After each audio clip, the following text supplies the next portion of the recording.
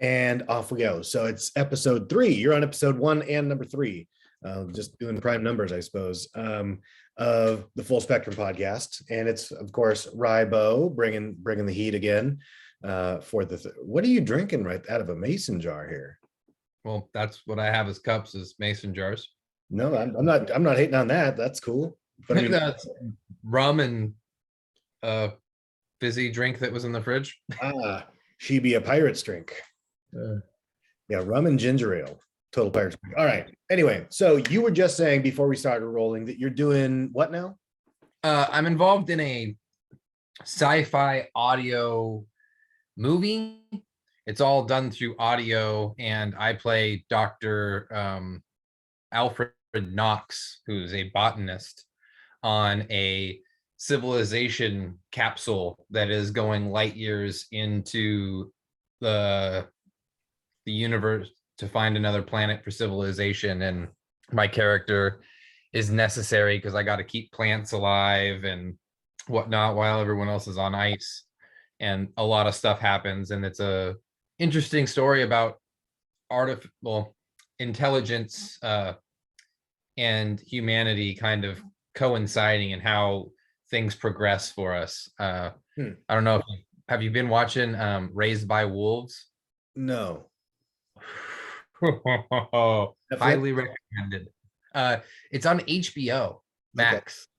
Okay. But man, highly recommended. It's sci-fi like on a whole nother level, but the whole metaphoric humanity that they represent in that show is mind-blowing.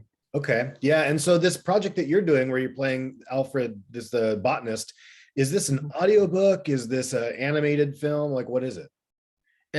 A friend of mine, it's an audio book, I guess would be one way of describing it. He has his own channel, Studio Stargazer, and he does things like this all the time. And I met him through the Yang Gang. He's no longer associated with that. He kind of feels like me, where it's like, I liked where they started, I don't like where they ended up, and we kind of diverged from that. But that's how we met. And he's a free thinker. He's constantly putting himself out there in the interwebs with different podcasts and different things. And he's into audio design, and he creates and writes his own scripts. And he wanted me to be a character, and I kind of ended up being one of the main characters in the story as we developed it. So can I put you on the spot here?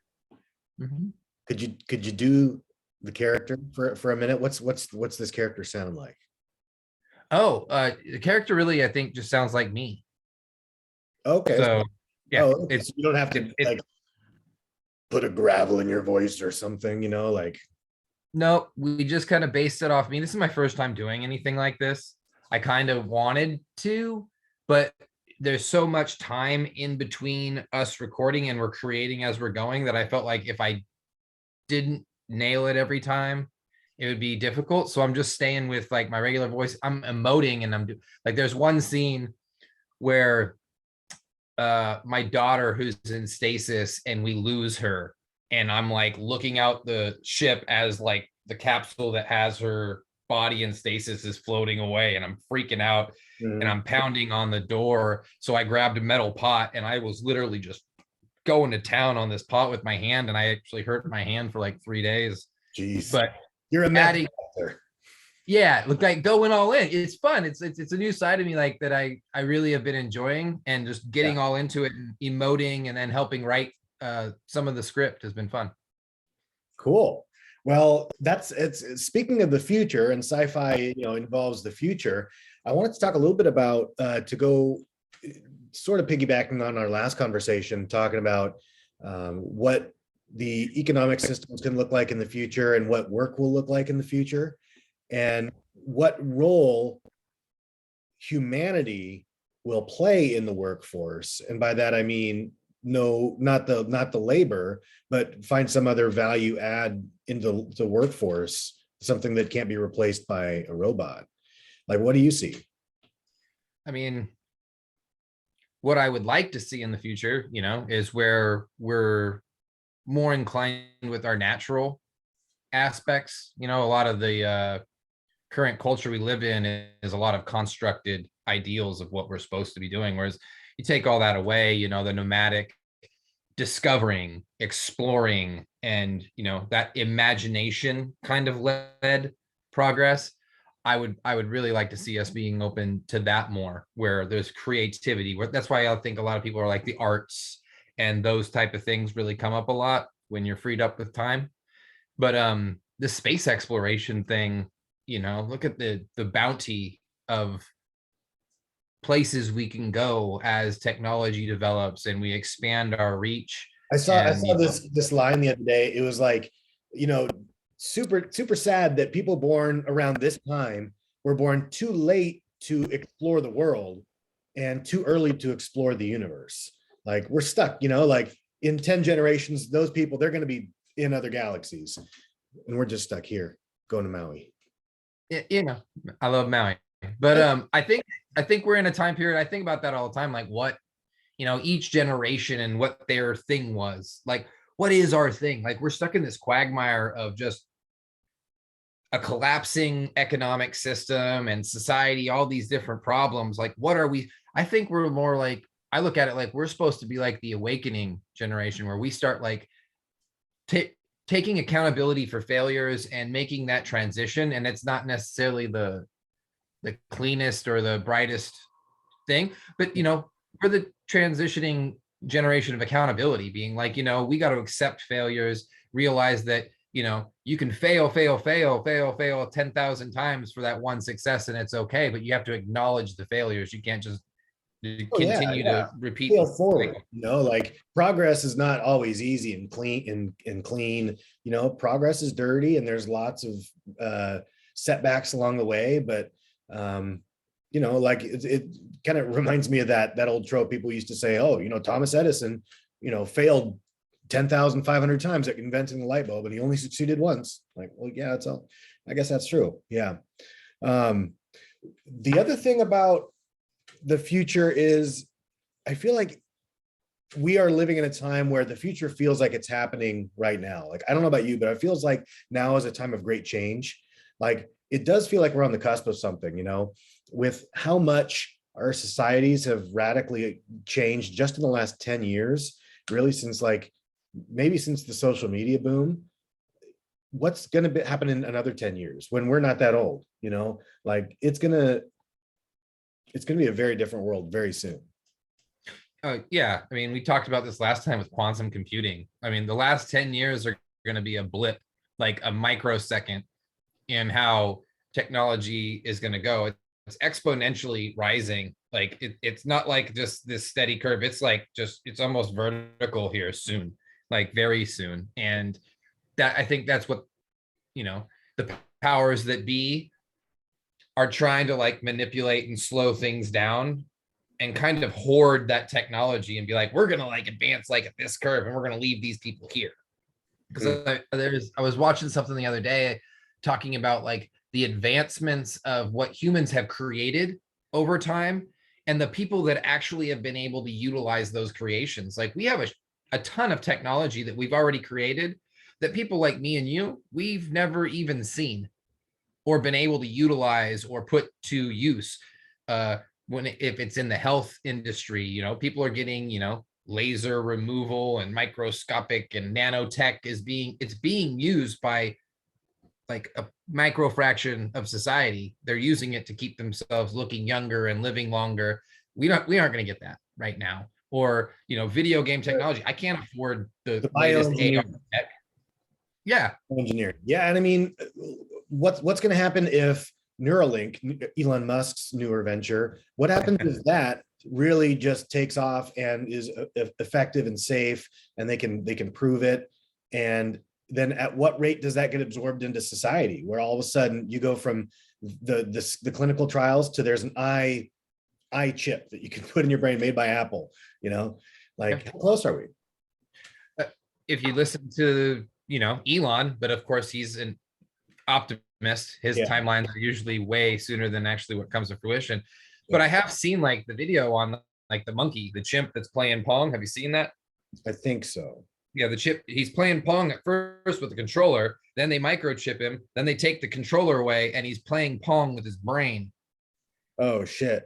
Right. So they're doing that with the monkey, but you get that microchip into people. Like now you're talking about like telekinesis, like being able to talk to people. This is how Planet of the Apes starts.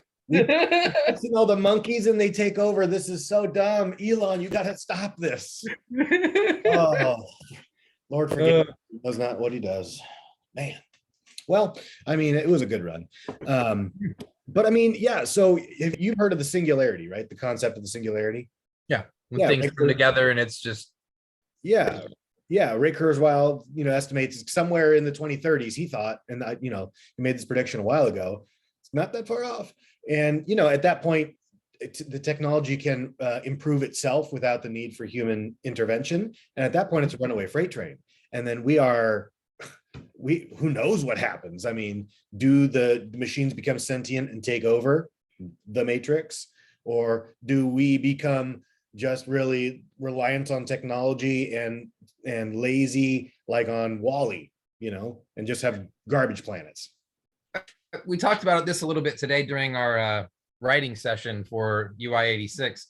And I don't think that it's one or the other. I think that one, Hollywood is a propaganda machine, which is utilized to kind of control what we think.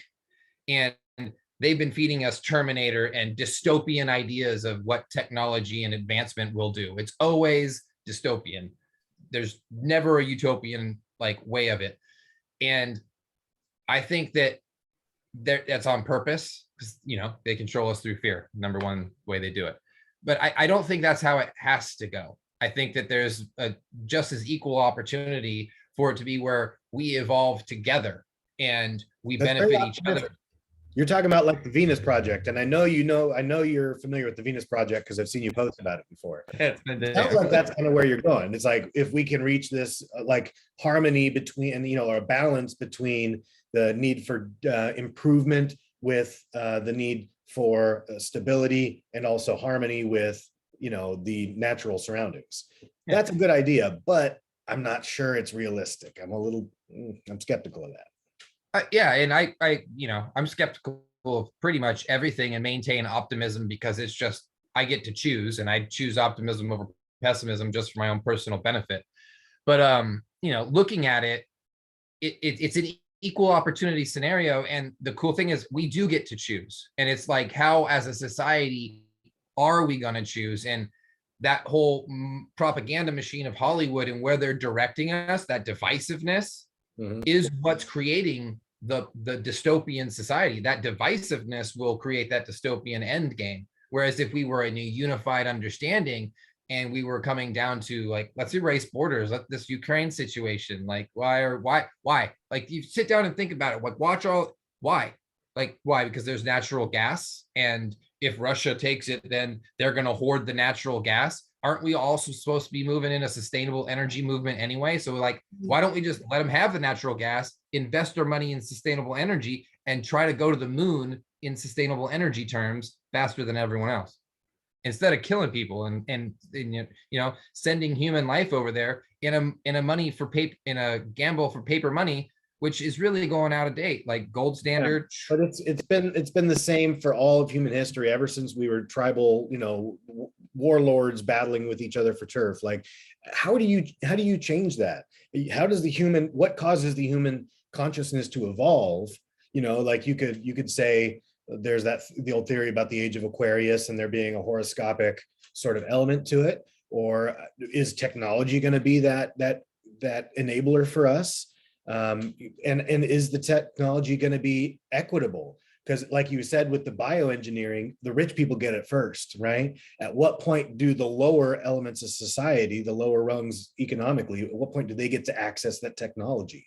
Or does it end up like that, like another science fiction movie with Matt Damon, I forget the name, but there was the ring up in the sky where all the rich people lived, and then down on earth, it was like slums.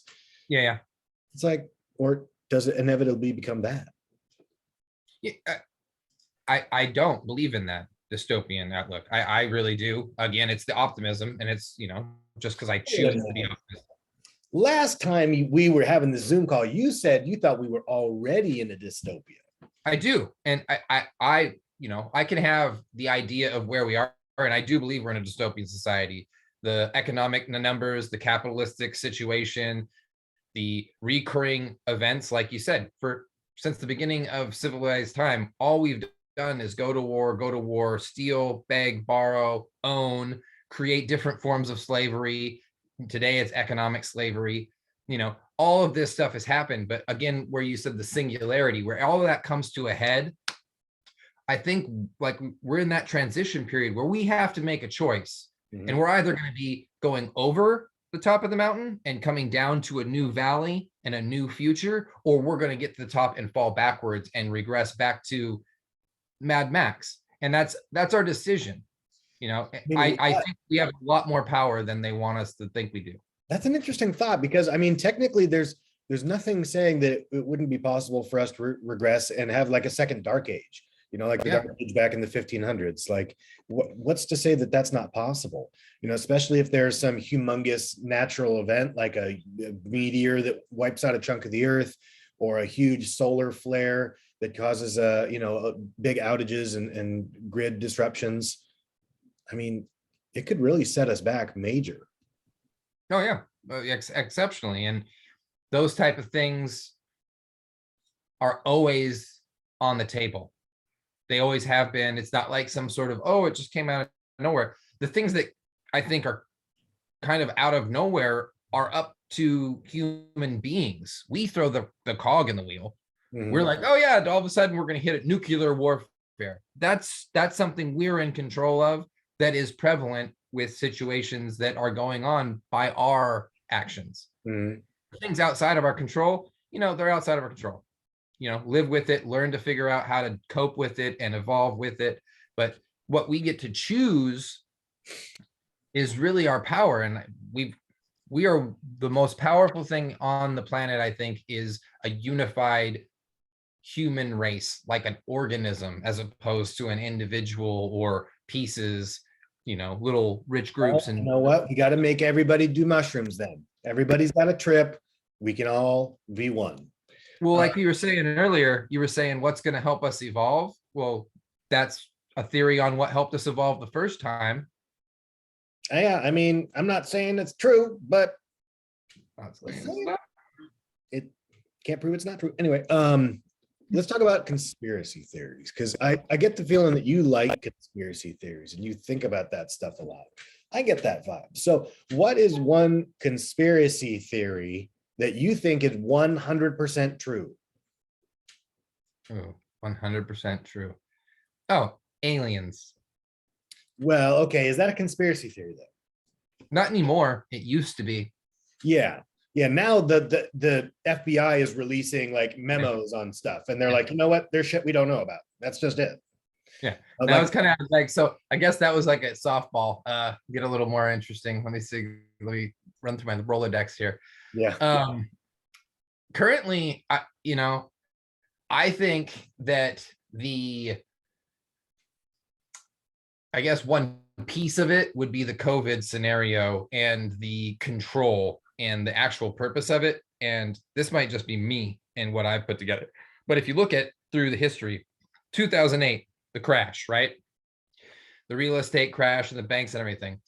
Guess what happened in 2009 as people were starting to revolt and say, hey, screw you. The banks did it. It's not our fault. And people started to get together and unify and like demand change. 2009 happened. H1N1 happened. And they stopped us from unifying and collaborating. Fast forward to 2019, we're all gathering. Black Lives Matter, economic relief, poor man's movement. People are gathering. People are starting to substantially get together and unify to make changes that would rattle the establishment. COVID-19 happens. Are you going where I think you're going with this? Oh yeah. So all right, let me strap in. Yeah. So, and if you look back, it's already substantiated. If you look back at 1970, the Nixon regime, in 1994, John Ehrlichman is in an interview and he says, we knew fully what we were doing. We knew we couldn't criminalize the hippies and the blacks. So what we did is we criminalized marijuana and heroin, and we used it to disrupt their organizations and to vilify them nightly on the news, right? Yeah. They just changed the machinery. Now they're vilifying vaccinated, unvaccinated, and they're separating us because mandates. You guys can't get together in large numbers unless we say so. But the Super Bowl, you guys can go to the Super Bowl. And this adds on to that. I'll cut it out here real quick. But the last two Super Bowls, previous to this, no Super Bowl team had ever hosted the Super Bowl. The last two back to back have been hosted by not only the Super Bowl, like they didn't attend it, but they also were the champions in the end. Yeah. And that's all monetary. The people that own the football teams are part of the establishment. Oh yeah, they're all 1%ers. You know what we should do? Yeah. We should figure out who's hosting next year's Super Bowl and just bet on them right now. Well, yeah, it would be. I would honestly, in the history of the NFL, it never happened until the last 2 years in a row. You think that's just coincidence? People don't, and I actually posted about it, and people were like, "Oh, that's a stretch." It's like, is it really though? Because right after the Super Bowl, a coach came out, Hugh Jackson from the Cleveland Browns. He was like, "Owner, he told me if I lost games, he'd pay me more." Oh yeah. Well, I think that's a separate issue, but yeah, I mean, it's true that they will intentionally tank because they want to get a certain player. They want to get a high draft pick. I mean, they were saying before Andrew Luck came out of college that the Colts were sucking for luck, suck for luck because they wanted to get him. The conspiracy theory I think is 100% true is that the government killed John F. Kennedy. You can't convince me they did. It's just, there was motivation for them to do it. And there was just really weird circumstances with what's his name, Lee Harvey Oswald. What do you mean by government? Well, fair question. I don't know if it was CIA.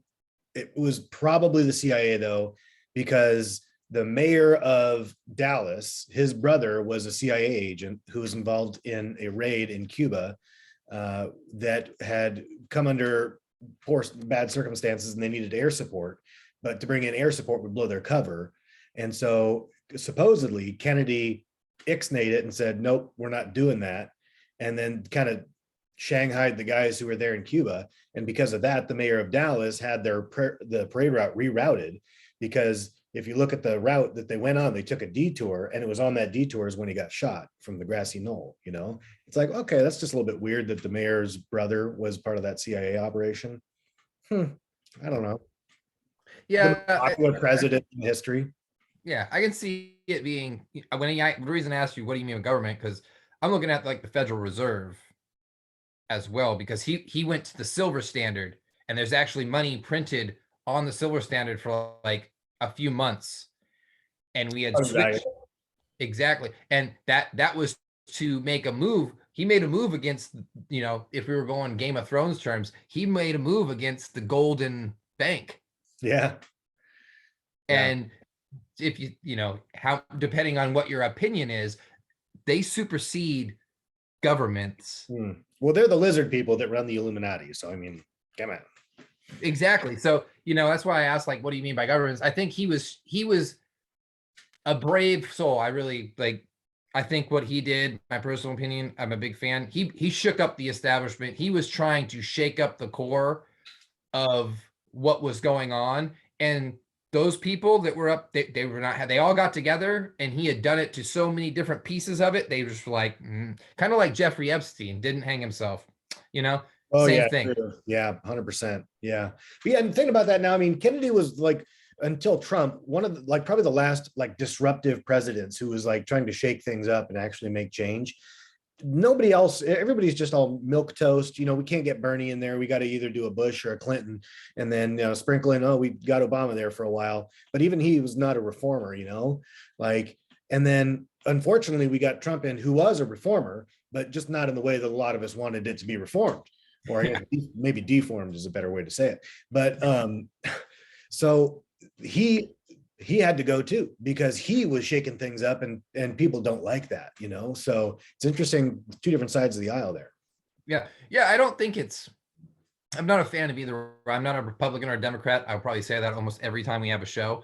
I really don't approve of either party system, their angles. I have been a part of the Democratic Party at times and gone to their conventions and, put myself in their system. And I've actually associated with a lot of Republicans intentionally just to kind of get the other side. But I've never been to like an RNC convention. I wonder what So that would be like. Would you enjoy yourself, I wonder? Oh, I think I'd have a great time. I like having discussion with people, and I find that I can do it.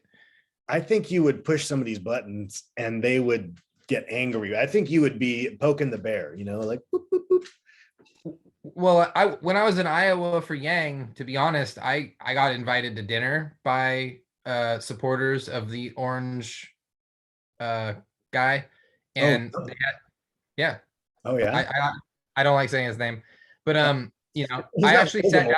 Voldemort.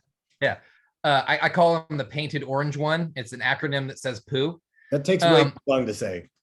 Yeah, but I sat down with them and I actually had a lot of good conversations with them for hours. They kept me for dinner, had tea, but I didn't have the issue of poking buttons because I don't, like I said, I'm not a Republican, I'm not a Democrat. I'm a humanist. Like I don't really care about the issues. I look at the situation like I use this analogy with people. Look, there's an oil pipeline, right? It takes decades to get an oil pipeline started. It's not the Republicans and the Democrats that it's them together pushing it, and then they can take advantage. Oh, all of a sudden we can take advantage of it. So now we're going to use it as a media distraction. But the whole time they've been approving it for fucking years, both sides. It's not one side or the other. They're all doing it. They're just using it to, mentally manipulate us. And the psychological warfare that they've really got laser focused on is really what it's about. It's not about whether or not they made the decision or they approve of it. It's about what they want us to see and what they want us to think is going on. Mhm. Yeah. And so I don't associate with either party. I look at it like, I just want what's best for people. It's why I approve of the Venus Project, because it takes all that shit out of it. It's like, how do we take what we've created, right? This technology, and how do we best put it to use for everyone in our future? And it doesn't care about money because Free that's Vegas not, for everyone. yeah, That's how you do it. yeah, Free Vegas for everyone. free everything. What We what conspiracy theory do you 100% think is not true? Oh, conspiracy theory that is not true. I'll go I'm first. gonna, yeah, go ahead. The people that say the moon landing was fake. I do not think the moon landing was fake. I think it's kind of in the line of like the flat earthers. Like, we have very reformed, refined, calculated scientific ways of measuring things, viewing things. And, if there was any fakery with the astronauts in the space station, astronauts going up, into orbit onto the moon, it would be obvious. Yeah, I agree with you on that one. Yeah, I'm a believer in the astronauts. I think it's rude to tell people that put themselves for that work and actually went there and risked their lives that, you're full of baloney. I saw there's a video of, I think it was John Glenn punching a dude who was heckling him. I think it was John Glenn. Some guy was like, moon landing fake. And he like turned around and clocked him. It was cool.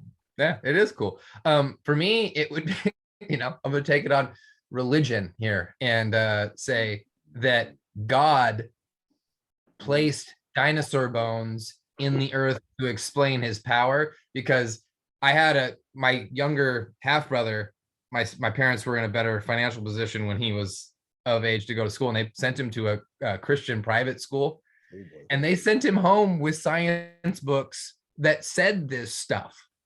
And I'm just like it said that Jesus went to school on a raptor, just like saddled up. And well, no, they said that the fossils in the ground, dinosaurs never existed on Earth.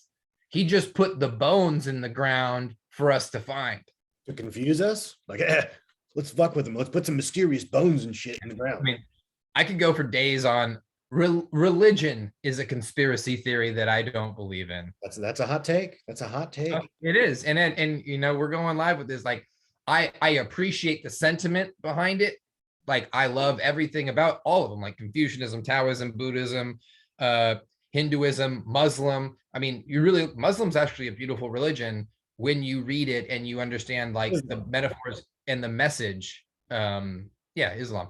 The message behind all of that stuff is a beautiful humanistic message, but there's story to it, just like the Bible and whatnot. That is rhetoric. It's just malarkey. Like, cool, I You're a understand. Scientologist.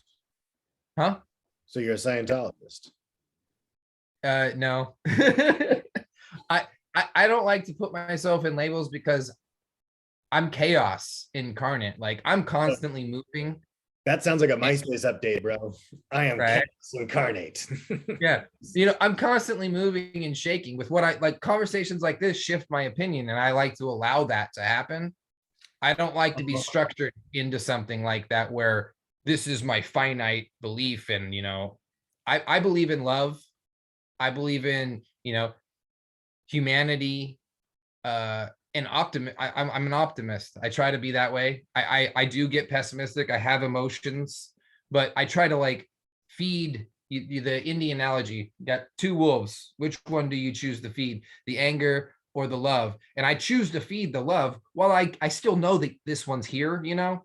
So that's kind of where I'm at. If I have a belief, it's my two wolves. Interesting that so many different cultures had the same archetype for a decision between a good and bad, like the angel and the devil on a shoulder, or the two wolves. You know, like it seems like every society came up with that on their own somehow.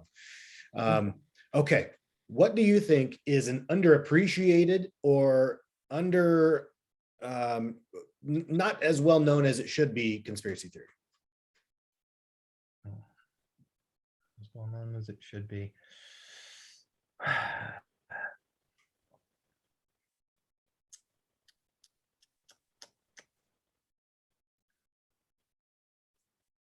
have to think about these things. These be softball. Yeah, I know it's not softball. I'll go with mine. So it's a little spicy, but I think the most underappreciated conspiracy theory is Building 7 of the World Trade Center. Because I used to be full on like truther, George Bush, put a bunch of thermite in them fucking towers. But also, you know, maybe it was a planned explosion in the towers, you know, by the terrorists. But in either case, like I was dead set, like there's no way the two planes brought down those towers because the way they pancaked, and reports of explosions in the bottom levels of both buildings right before the collision. But then the Building 7 was like a block and a half away, was a smaller, like a 7-story building, and supposedly some debris landed on it, went inside, started a fire, and that fire spread, and then the building collapsed. But that building also collapsed at free fall speed. And a building that has had just it's an office building that has a fire start, doesn't burn hot enough to completely weaken the steel structure. But everybody's just like, oh, yep, well, that's weird. You know, I guess it was just part of the thing, you know. But the other crucial aspect of it is the NSA has a huge section of that building, had a huge section of that building. I think like the whole third floor was an NSA office that had obviously lots of secret documents and intel. And I think there was a couple other government agencies in there as well. And it's like, was this a covering our tracks sort of thing? Yeah, I think that you're right on that, because if you look back 1996, there was an attempt on the World Trade Center, and it was like an Oklahoma City bomb. They drove the, you know, gas and fertilizer and tried to, and they say that was a test to test the structure. But I think actually underground there was a biological warfare facility, COVID, and that Hold up. Yeah. Under you're saying under Building 7 there was a COVID facility? I think under the World Trade Center, because you got to look underground, like, so under the World Trade Center, right? These two giant buildings, underneath you think Men in Black. Instead of going in the elevator and going up, you go down to private facility. And then that facility links over to Building 7 underneath everything. So they had to get rid of both at the same time, because you look at it previously, you got the Bill Clinton presidency. Before that, Yugoslavia, Herzegovina, Josevich, and whatnot. Then you have Bush, who hanging Chads Al Gore and gets the presidency. And the first thing that happens, literally, like the first thing that happens is we get attacked and then we go to war. And the mass distraction machine is what I see it is. It's just a mass lies distraction. about WMDs. It's like, we know that they lied about WMDs, and everybody's just like, well, dang it. It's like, no, like there was no reason to go into Iraq. Iraq was not involved with the bombing of the World Trade Center at all. No. Like it was a Saudi Arabian who was operating out of Pakistan, and yet we invaded Iraq and Afghanistan. Like, color me surprised when there's endless poppy fields in Afghanistan and the CIA starts running the world's heroin trafficking ring. Oh, Big Pharma. Oh, and Purdue Pharma coming up in that time period too. But also you got the situation with Iraq. We gave them the WMDs, so yes, we knew they had them. The smart thing that Saddam did was like moved them. We actually we put Saddam Hussein in power. That was an American move to actually put him in power. Same thing that happened in Vietnam. Yeah, we didn't give him nukes though. No, but we gave him weapons of mass destruction. Yeah. Well, yeah, and then he's fighting our enemy at the time. Exactly. So then he moved him because he knew what we were going to do. Because he was smart. He studied history. He knew what happened in Vietnam. He knew that we took and we assassinated one person, put brothers in power. One brother decided to not follow our lead. So then we went to war, and it just did all that haphazard bullshit. He knew how we operated. So he was like, I'm not holding on to this. This is a ticket to invade me. And we did it anyway because we're America.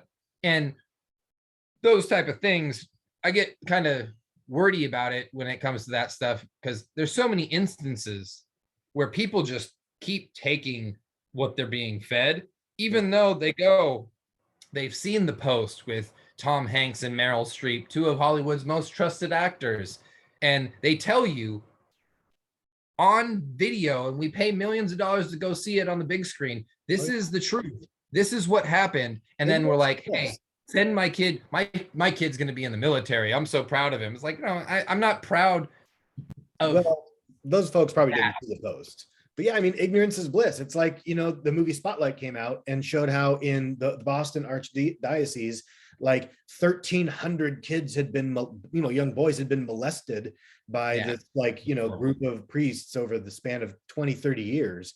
And they uncovered it, wrote a big expose, and it was a big thing. And then now, whenever the Pope says shit, what did the Pope say today? Oh, look, the Pope, some kid took his hat. Oh, that's cool. Or like when the Panama Papers came out and the Paradise Papers showing all these corporations and all these wealthy CEOs were hiding millions and sometimes billions of dollars offshore to avoid paying taxes on them, including the politicians that we're supposed to have faith in, including the celebrities that we supposedly worship, that we look up to and want to be like. And it goes through the news cycle for a week, and then we forget about it. We go back to watching the movies.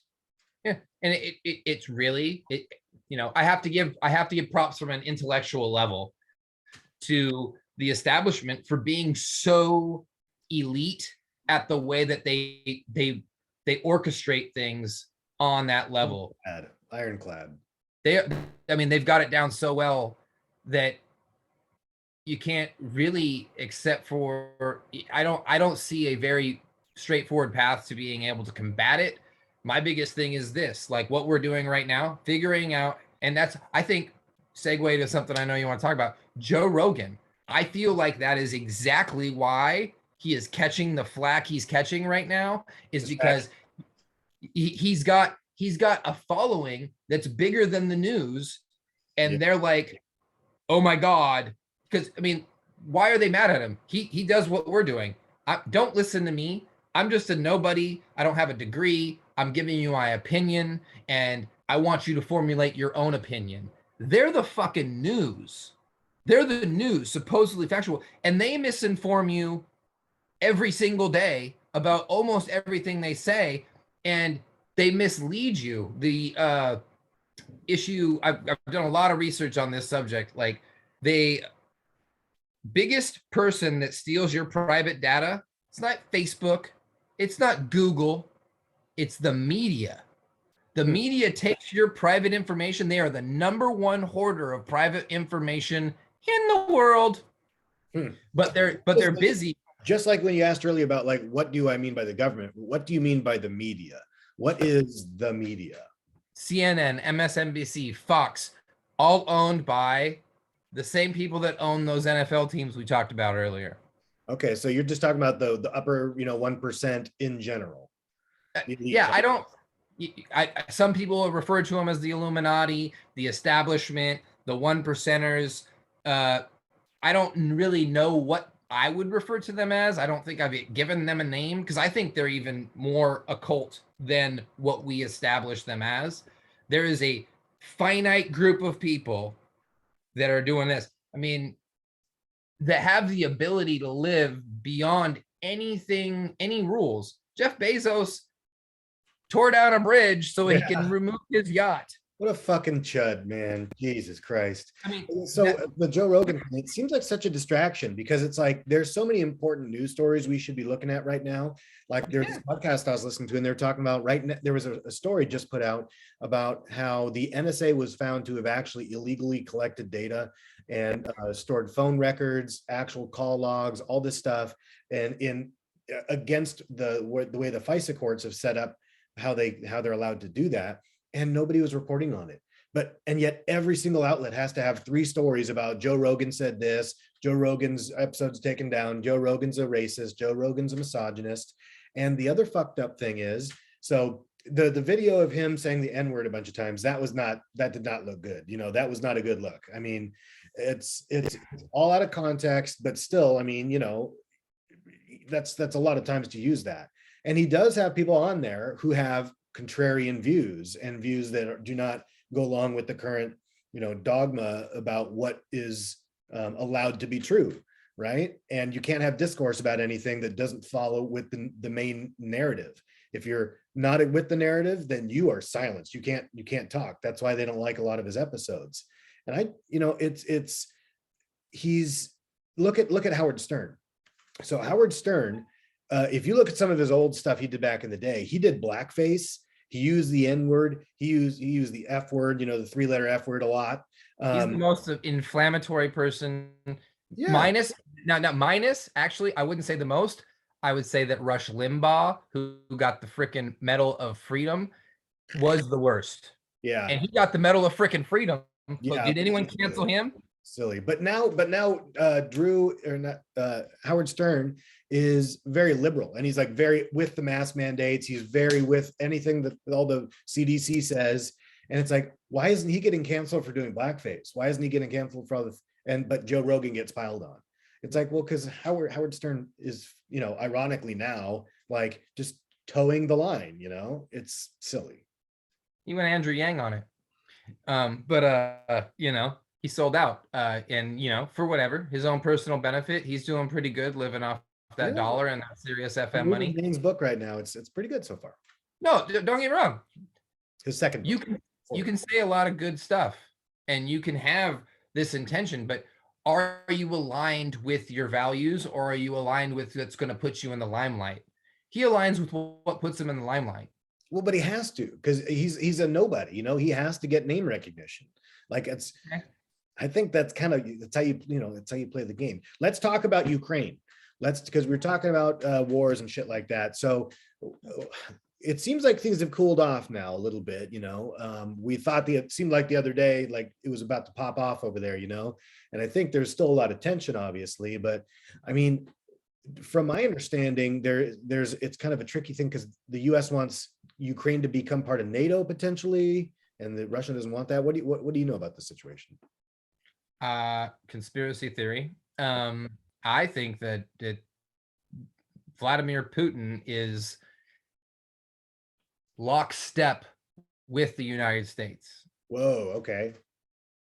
I don't think I think it's a Tupac Biggie scenario where they want you to see it this way, but it's really not that. Are we Biggie or are we Pac? Uh, I don't know. Whoever gets killed first, I guess. First. That and Tupac died first. Biggie died afterwards.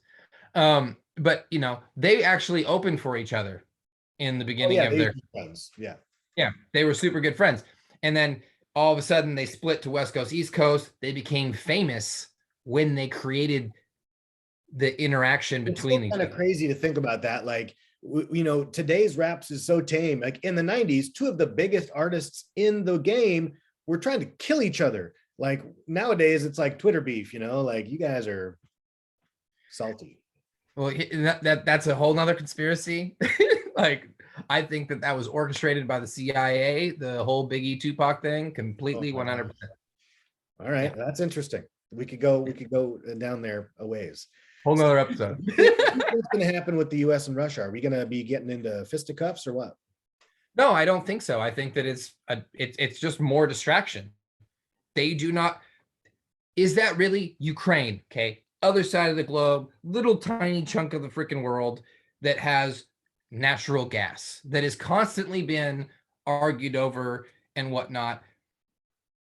Is it really what we need to be focusing on, or should we be focusing on the fact that, oh, by the way, CBDA and CBGA are more effective than the vaccine?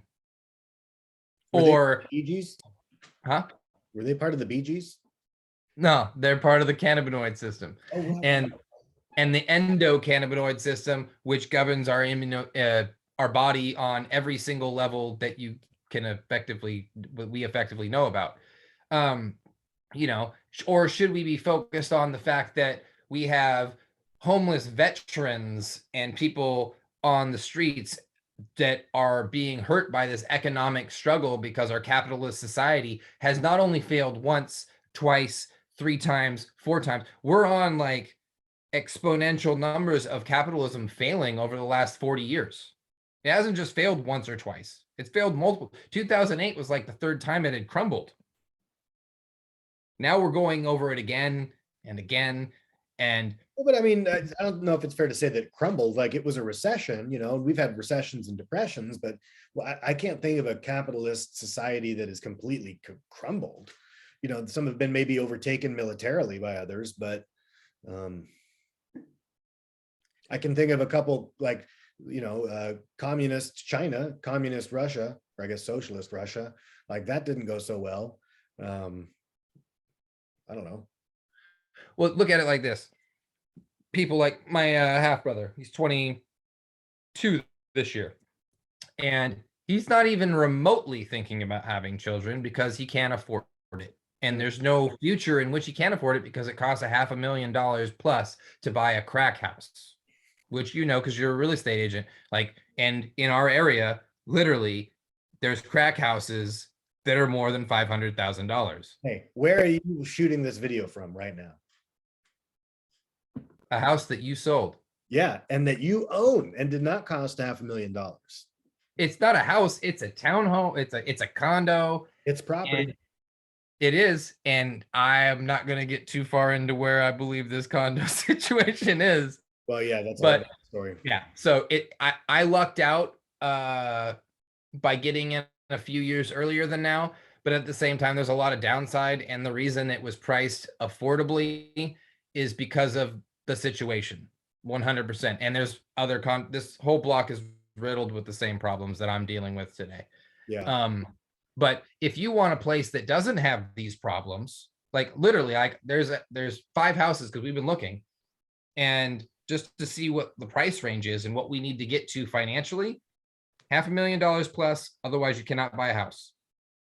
You're looking at townhome condos that are like 700 to 800 square feet, and you're paying 250 to 300 for those. That's a lot of money for a small situation. Now you want to have a baby, you want to have childcare. Average cost of childcare per month is $1,100 per month. Average rent per month, $1,400. Now, if you make minimum wage, you only make $2,000. So literally every month you're in debt before you even pay your rent and your childcare. So people are looking at the world from a point where, like, I don't want to reproduce. I'm having a hard time going paycheck to paycheck. I don't have time for my mental health, because not only is it hard economically, we have to deal with COVID, pandemic, world warfare possibilities, all these mental stresses. It's one of the hardest times in history. And I'm comparing this with the Great Depression. 100%. Because I can't agree when we're sitting here on a computer and we each have a $1,000 cell phone and we I don't know. I don't think our lives are as stressful as the Great Depression. And I think if there was somebody who watched this, and the odds of this are very slim, but if there's somebody watching this who was alive during the Great Depression, they'd be like, yeah, you don't know what it was like. And I gather that, and I understand, because I do a lot of old folks' homes and I try to have these conversations. But the fact is, I hope that they understand that things have changed, because we have progressed. Like, this exists. This did not exist back then. This computer did not exist back then. This exists. And I'm on like a low form of this. Like I was saying earlier, I don't have the high, not even remotely the highest form. Like, the only people that have the really nice shit, there's holographic shit right now. We could be doing this in hologram. That's not true. It is. Andrew Yang actually did one. I saw it on a table, and he hologrammed himself in a room. Well, that's some crazy Star Trek shit. And Well, speaking of the economy, you had mentioned you wanted to go over those economic numbers with the info from Goldman Sachs. So I've got the thing here. I'm gonna share my screen. yeah, go ahead. All right, can you see this? Yes, I can. Okay, how do I don't know how to do presentation mode or whatever. Let's see, I change the view. I don't know. You can just roll if you need. So let's see. This one was sort of interesting. Inflation, as we saw, like 7% December 2021. That was rough. GDP year over year from 2007. So it was pretty stable for most of, like, after 2011, and then obviously took a dump right there in COVID, and then rebounded, got shot way up, which is really interesting. Median household income actually went down in 2021, which makes sense, because of, how many people were out of work temporarily or had their work situation changed. But it's interesting because while the wages actually went down a little bit, we had that 7% inflation. So the average person in the United States got 7% poorer last year, which really sucks. Unemployment rates are back down to where they should have been after they spiked. Home ownership rates is interesting, because we saw up here back in like 2003, it peaked up there right at about 69.5%. And then a steady decline all the way to 2016, basically, when it reached as low as 63%. And I mean, that's only a difference of, 6%, but that's pretty significant. And then shot up last year, as we saw what happened with the market. How about this one? I thought you might think this one's interesting. Share of people who are a little bit younger than us who live with their parents. What does this say to you? It says exactly what I was talking about earlier. Like, why are you trying to have, like, do you think you can have a kid if you're living with your mom and dad? Free babysitting. Yeah, free babysitting. But and don't get me wrong, because I think if we changed our mindset, yes, that's dope. But the way that we're raised and the matrix that we're in, the way we're designed, is to be able to take care of our own situation. And once upon a time, you could. But things have changed so drastically, not only technologically, but economically, as these numbers obviously show, that we're not programmed to feel like we can actually produce and take care of and be independent. And these situations mentally and psychologically are affecting our future in ways that we're not really trying to put a finger on. Yeah. How about home prices? You can see it kind of is jagged because it goes up in the summer and down in the winter. Yeah. And it bottomed out here in 2012, but then It was pretty normal for most of these years, and then just went cuckoo, just Yep. crazy right there. Yeah. You loving it though.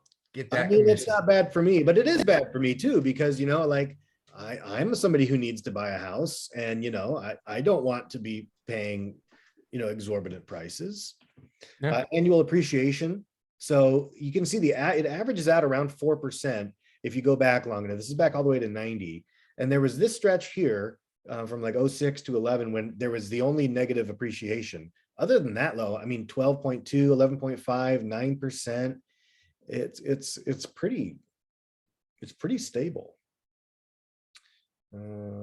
Let's see, 98% of zip codes, according to the zip code house price index, had a positive price growth over the last year, meaning homes got more expensive in 98% of the country. Yeah. Home appreciation. Here it says annualized home appreciation for the US, 18% annualized over the past 6 months. So if it keeps on that same path for the next 6 months, which it doesn't seem to be, but if it had kept up, that's 18% over a year. So here's the housing affordability, which speaks to what you were talking about. So the higher up it goes, it's actually more affordable. And here's the years. So we saw housing went from 2020 to 2021 get a pretty significant amount less affordable, but it was much more affordable here in 2020 than it was back in 2006, 2007, 2008. Like it was really unaffordable to buy a house, but people did it. Which is why there was a crash here, because down here you see it's a mixture of they were not affordable, but there were a lot of sales. Lots of people were buying homes. It's because they couldn't really afford to and they shouldn't have bought, but Yeah. the credit was free. Yeah. The banks were like, we'll give it to you anyway, because then we'll just take your house. Oh, you're a part-time stripper. Cool. Yeah, you can have a $600,000 mortgage. Yeah. Inventory of single family homes. Damn.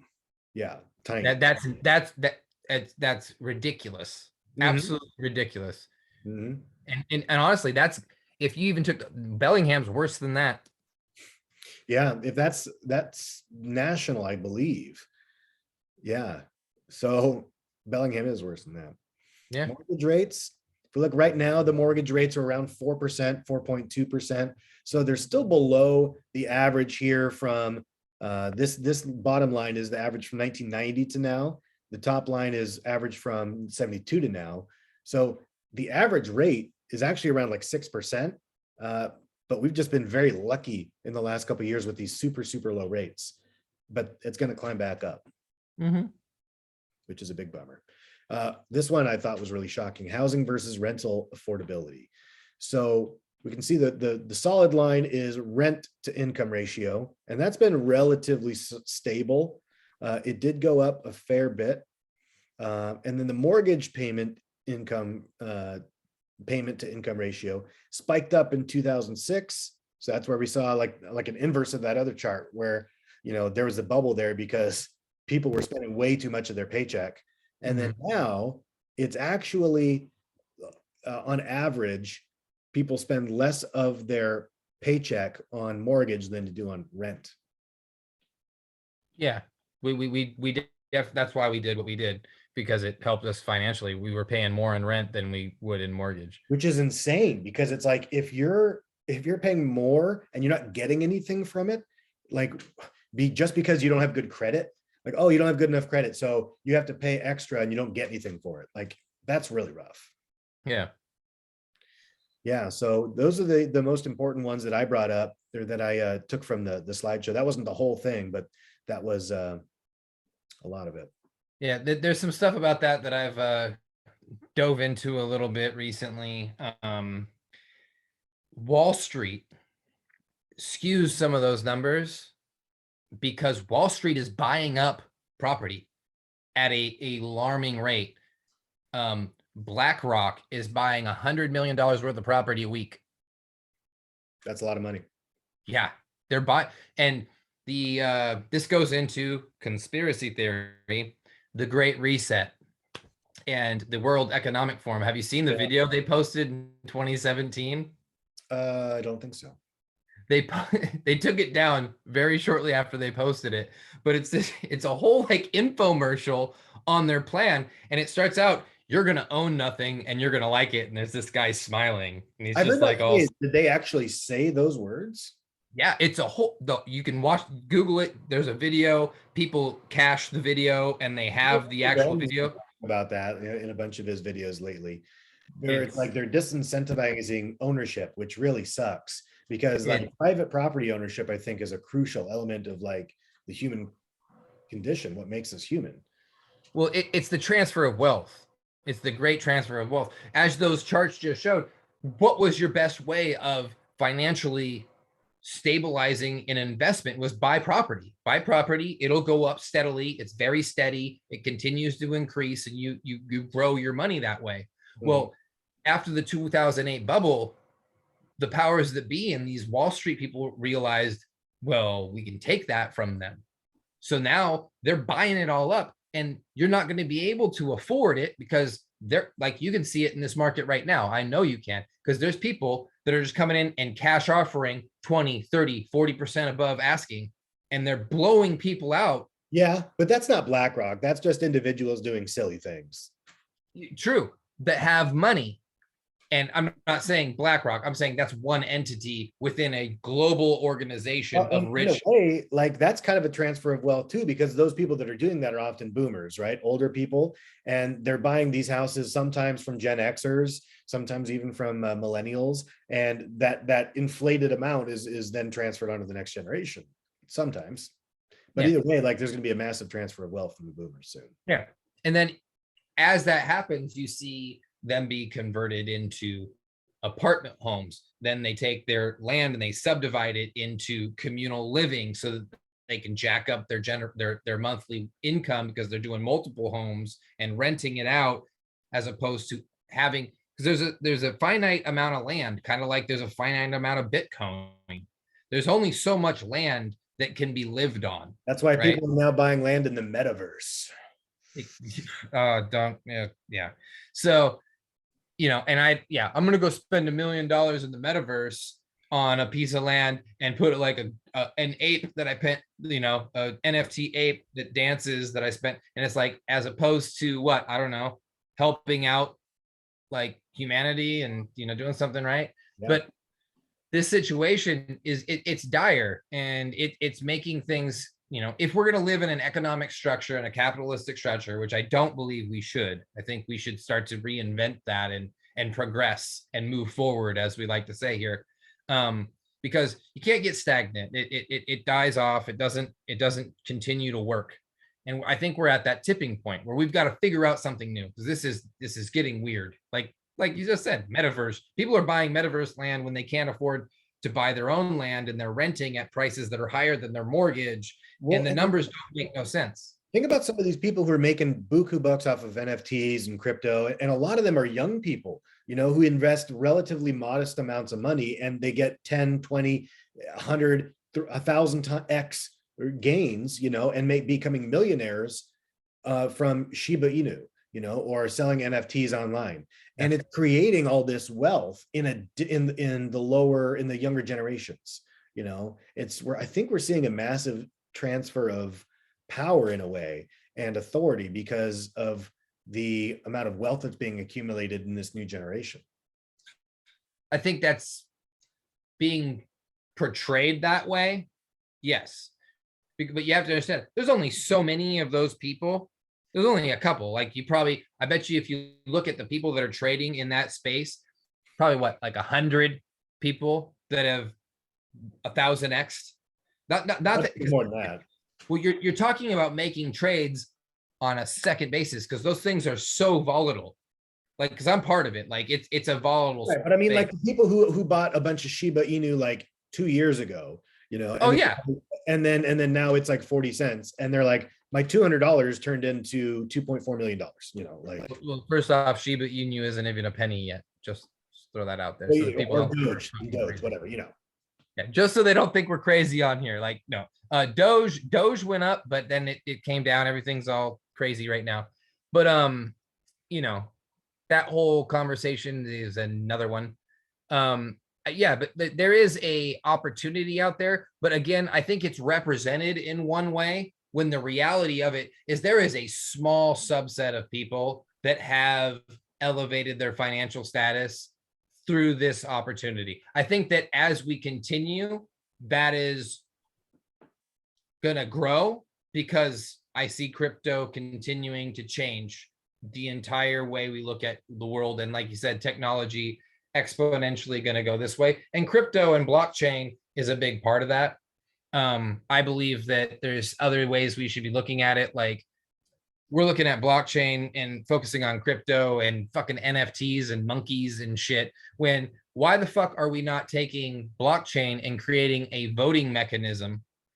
Well, I'm sure somebody is, but the government isn't, and we're not like by 20 we have all this stuff going on, but by 2024 the government's not going to allow us to have a blockchain voting mechanism to allow 90+% of the country to vote instantaneously, which is completely technologically possible without any interference, no hanging chad questions. It would be completely traceable.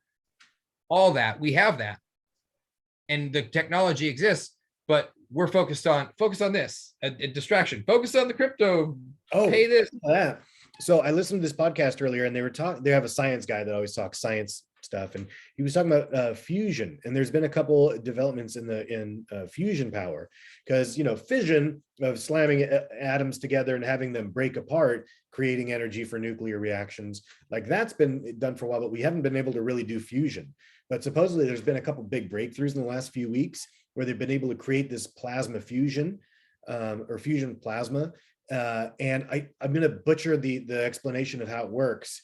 But supposedly it is a self-feeding system. So it's technically free energy, because it captures the off gases or something. I don't know exactly, but it's free energy. And he was saying it could be possible that in 10, 15, 20 years, as this energy source revolutionizes mankind because it's unlimited free energy, that we can then scale it down. And there's no reason why, in terms of physics, you couldn't have a small fusion reactor the size of a chip that is on your phone, and that chip could power everything on your phone just from that little thing, and you don't need batteries anymore. And then what happens with our cars? That would ultimately revolutionize humanity exponentially overnight. Yeah, and I think that he's making that judgment off of preconceived notions of advancement. The quantum computing advancement, like we take our problems currently and we run those through supercomputers. Those supercomputers can solve a problem in this amount of time. You give that same problem to a quantum computer, and it's this amount of time. So these problems that he's looking at it as if a supercomputer is going to solve it. But we're not going to have supercomputers solving it. We're going to have quantum computers solving it. So that growth and that rate of 10 to 15 years now becomes like 3 to 4.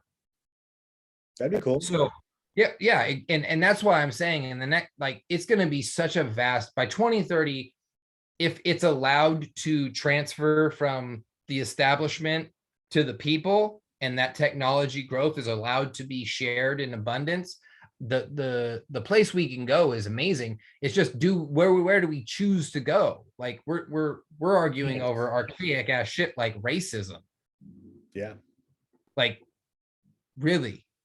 Well, we're still just monkeys with less hair. That's all we are. No, less and less every day, bro. Hey, it looks good though. Okay.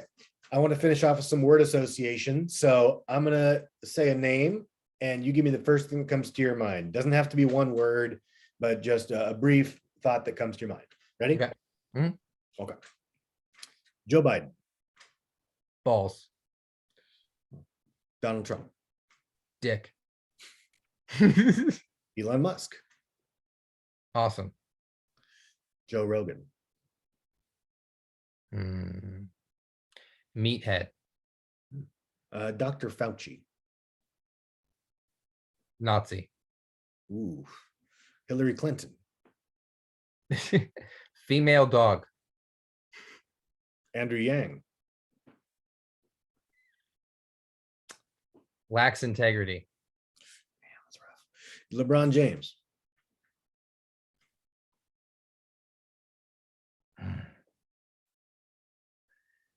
Complex. Jay Inslee.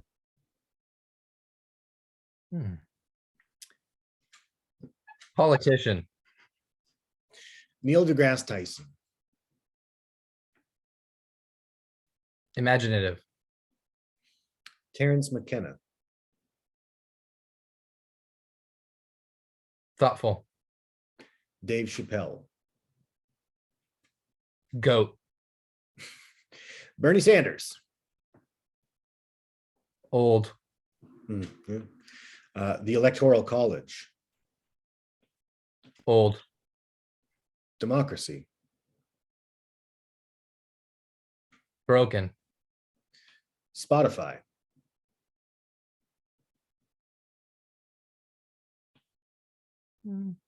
Integrable. CBD. Essential. Essential. All right. I figured you'd say something like that. So, okay. Well, I think that's going to wrap it up. I mean, is there anything else you wanted to cover, Ryan? No, I just like the conversations. I like being a part of this, having dialogue, expressing opinions, and letting our inner Joe Rogans talk, about things, and letting other people get their own opinions, throw them at us. And hopefully nobody thinks that we're, go-to people and they're not going to try to cancel me or put me in the news, because I'd hate to be a distraction from what you should really be focusing on. And I'd hate to distract you from what's actually important. Yeah. And if you have anybody else that you want to invite on, we could have a three-way. Not that. Don't you tempt me. I got a few people I'd love to have a three-way with. Do we have to talk? We should rephrase that a little bit, but yeah. No, I've got some people. We'll talk about it later. I got some people that'd be great depending on your topic and subjects. That would be totally fantastic to get on here. Okay, sounds good. All right, thanks for joining, Ryan. Always, man. You take care.